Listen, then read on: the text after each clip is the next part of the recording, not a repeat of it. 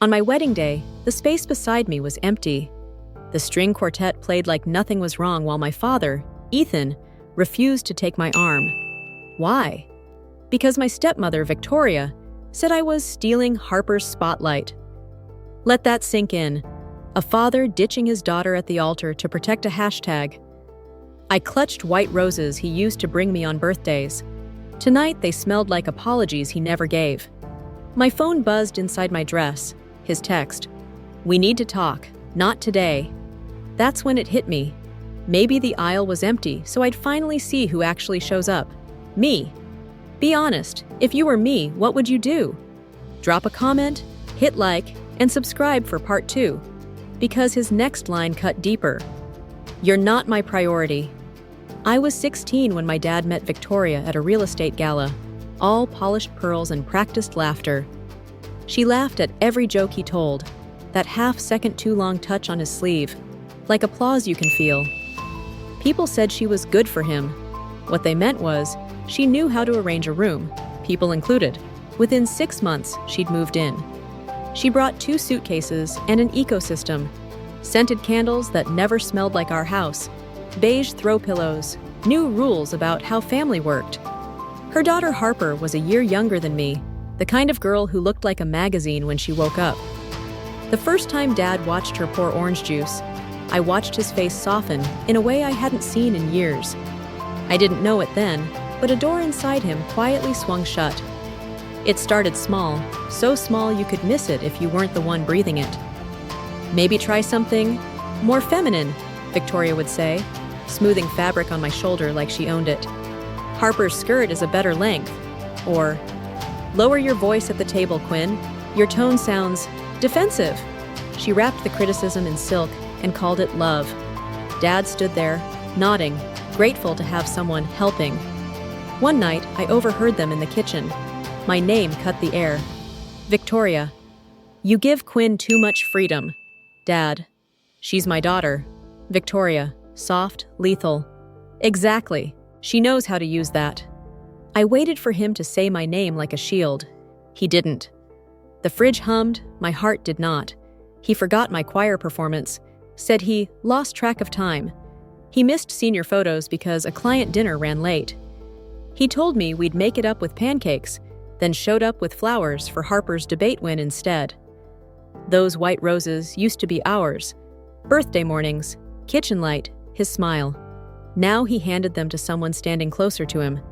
If you've ever watched the person who taught you love give your rituals to someone else, you know what I mean.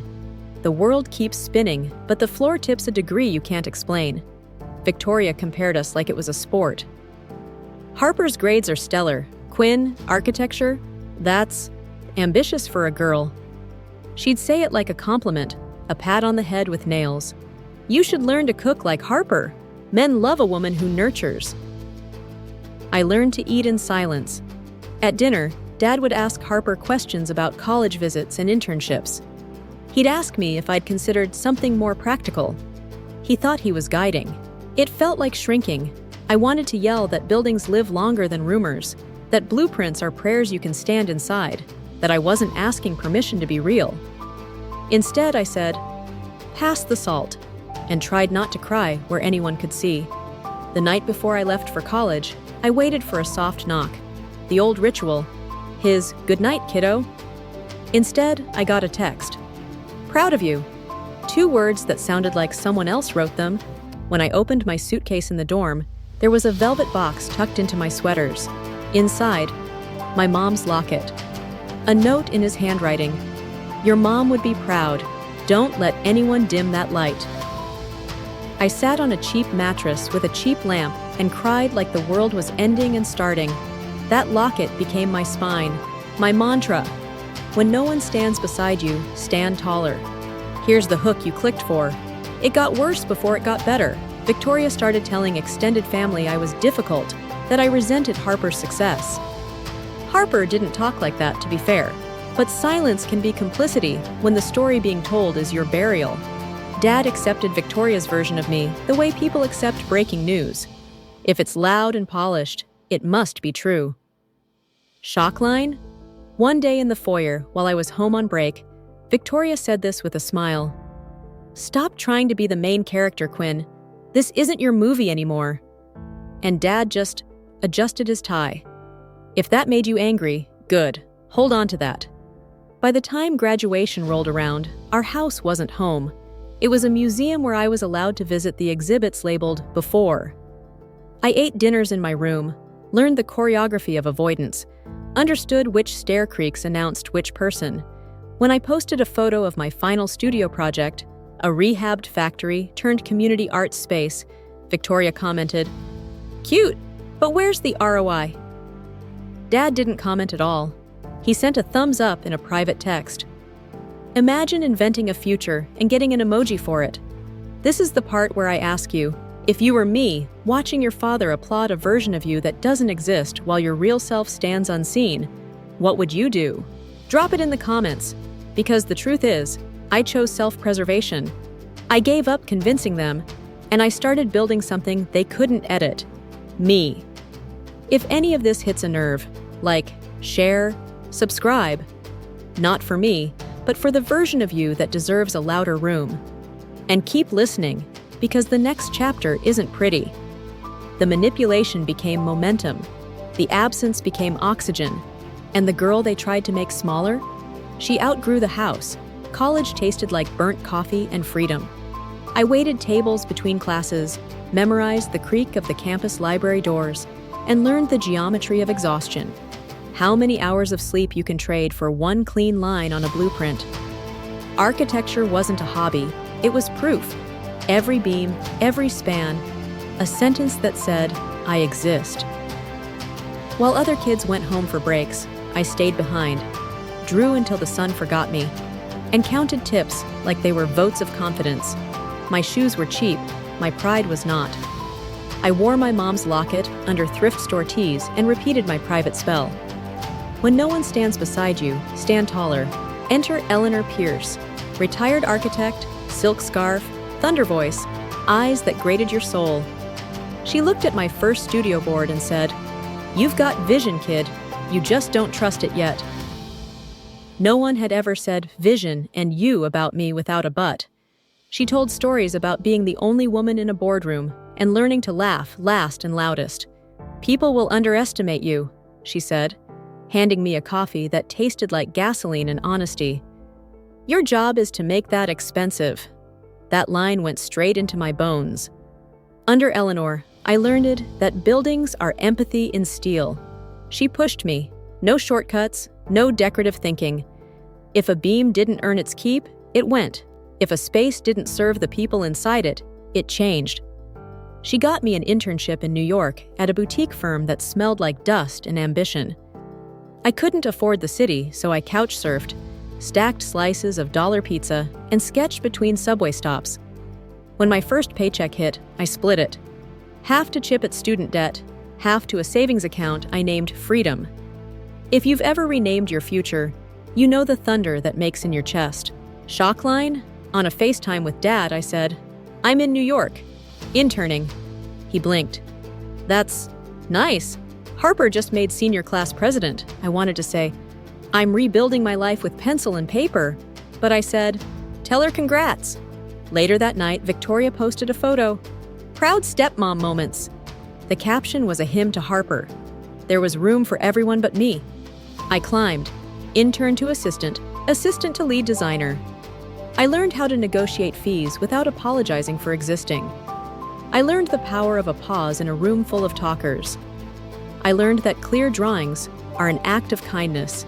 Some nights were brutal, birthday candles blown out solo, calling it focus when it was survival. But the city became my classroom. I stared up at cornices and curtain walls, and I felt less alone. Buildings keep secrets. I kept mine with them. At 29, I signed a lease on a cramped studio above a bakery and registered my own firm, Heartline Designs.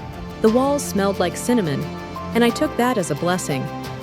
Clients didn't flood in, they trickled. Word travels slow until it doesn't. I specialized in places with memory, old homes, abandoned schools, civic shells begging to be useful again. You'd be surprised how many people want to save the bones of a thing once you show them it can still dance.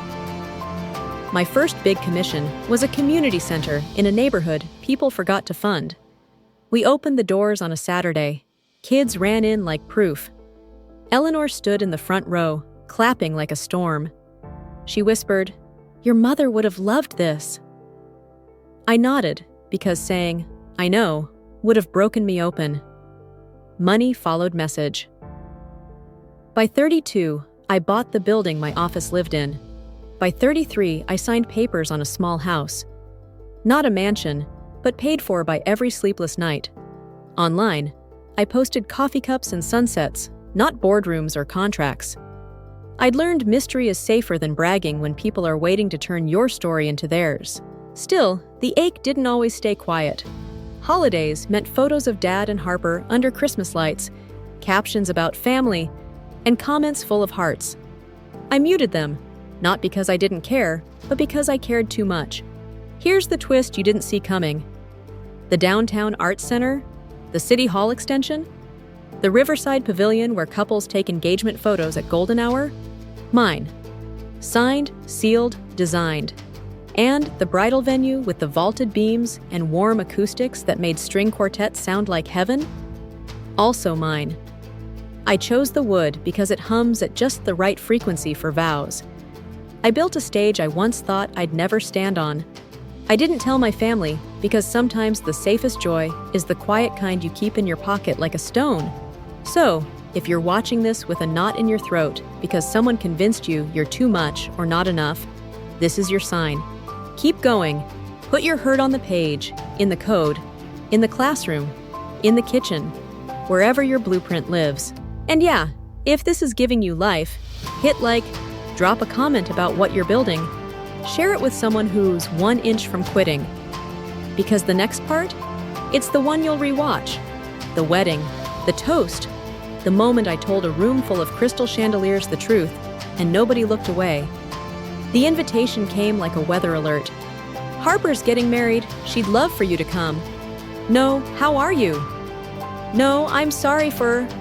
Just logistics, like I was a distant cousin and not the girl who used to fall asleep on his shoulder. I stared at it until the letters blurred. Then I booked a flight. Not because I'm a saint, because closure is cheaper than wondering. The church was the same one from my childhood. Stained glass throwing colors on pews like something holy could still happen there. Victoria saw me first. She smiled the way people do when they realize the script won't go their way. "Quinn, you came!" She brushed invisible lint off my sleeve. Ownership disguised as affection. "Wouldn't miss it," I said, and meant, "I'm here to end something." Harper looked beautiful, soft and bright. She hugged me like none of it had ever happened. And for a second, I let myself believe the hug was real and not borrowed. Then I saw Dad, smaller somehow. The watch I gave him for his birthday years ago sat on his wrist like a question. "You look different," he said, hunting for a safe word. "Time does that," I answered. Reception at a country club, crystal chandeliers, champagne towers, a budget that could fix a playground. Strangers asked the usual small talk questions. What do you do? Where do you live? Married? I kept it vague. I've learned that mystery is a seatbelt in rooms like that. Then Victoria tapped a glass. "Toast time." Her voice went syrup sweet. "Family isn't blood," she said, eyes sliding across me. "It's loyalty and love." If you've ever been slapped while the room claps, you know the feeling. My stomach dropped. The violinist held a note like the room was holding its breath. Shock moment? I stood. "Beautiful speech," I said with a smile that wasn't. But sometimes family is also about forgiveness and truth. The violinist faltered. You could hear someone set down a fork 2 tables away. "Most of you don't know me," I continued. "I'm Quinn Hart, founder of Heartline Designs." A ripple went through the room. Name recognition is wild. It arrives late but loud. My firm completed the Downtown Arts Center renovation, the City Hall extension, the Riverside Pavilion. A cousin I didn't know whispered, "That's her?" I nodded at Harper. "And this venue you're standing in?" I designed it. Faces turned. Victoria went pale. Actually, I said, I own it. So in a way, today, you're my guests. Dad's glass trembled. I had no idea, he said, like an apology got lost on its way to his mouth. You weren't supposed to, I answered gently. You made it clear you didn't want to see who I could become. Victoria tried to laugh it off, thin, brittle. You're saying this place? Yes, I said. This place? I didn't raise my voice. I didn't need to. The walls did it for me. After, I stepped outside under string lights to let the night air unclench my chest. Dad followed, 2 steps behind, hands shaking like he was late to confession. Victoria hovered, clutching her designer bag like a life raft. I'm proud. Or surprised, he stammered. Both, I offered. He swallowed. I made mistakes. I nodded. The biggest was believing her version of me instead of asking for mine. He didn't argue. Silence can be honest when it finally knows how to listen. Victoria's turn. You have to understand, she said. Things were complicated. We only wanted what was best for you. I laughed, quiet and sharp. You mean what was best for you? Her lips thinned.